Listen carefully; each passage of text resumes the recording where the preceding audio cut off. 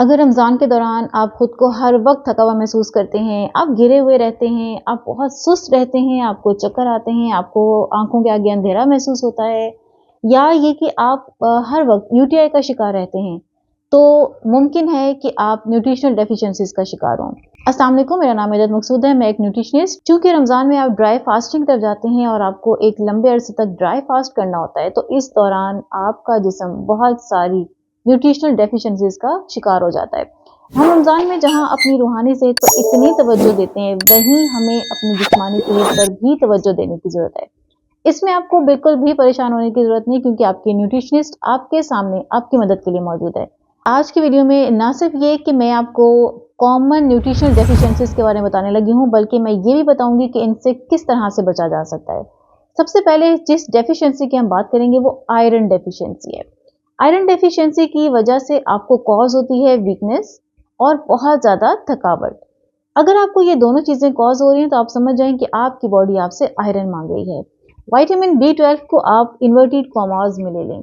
Basically ये आपके red blood cells हैं जो कि आपके जिस्म के अंदर एनर्जी को प्रोड्यूस करते हैं, और इसके साथ साथ ये आपके नर्वस सिस्टम को उसके फंक्शनिंग के लिए बहुत ज़रूरी है। किस चीज़ से आपको मिल सकते हैं?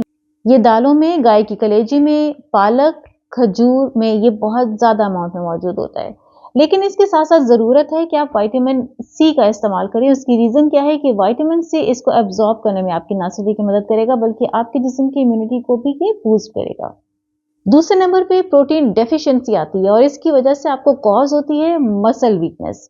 अगर ऐसा है तो फिर आपको अपने खाने के अंदर प्रोटीन बढ़ाने की ज़रूरत है। प्रोटीन ज़ाहिर है अंडों में होता है, चिकन में होता है, फिश में होता है, इसके साथ साथ दालों और दही के अंदर भी मौजूद होता है। लेकिन अगर आपका कुछ लाइट सा लेने को दिल करे, तो यखनी के अंदर प्रोटीन बहुत अच्छी मिकदार में मौजूद होता है। तीसरे नंबर पे विटामिन D डेफिशिएंसी आती है। चूंकि रमज़ान के अंदर हम बहुत कम अपने घरों से निकलते हैं, ज़्यादातर हमारा वक्त घर के अंदर गुजरता है, तो अक्सर ख़वातीन के अंदर विटामिन D डेफिशिएंसी बहुत ज़्यादा होती है। विटामिन D डेफिशिएंसी कॉज करती है आपकी हड्डियों में दर्द, और इसके साथ साथ आपकी लो इम्यूनिटी। इसलिए आपको बहुत जल्दी सर में दर्द होता है, या फिर आप वायरसेस का शिकार हो जाते हैं। अगर ऐसा है तो अंडे की जर्दी, मछली और फोर्टिफाइड डेयरी का इस्तेमाल करें। लेकिन अगर आप सप्लीमेंटेशन के थ्रू मदद लेना चाहते हैं, तो फिर रोज़ाना का 5000 IU से लेके 10,000 IU विटामिन D ज़रूर इस्तेमाल करें।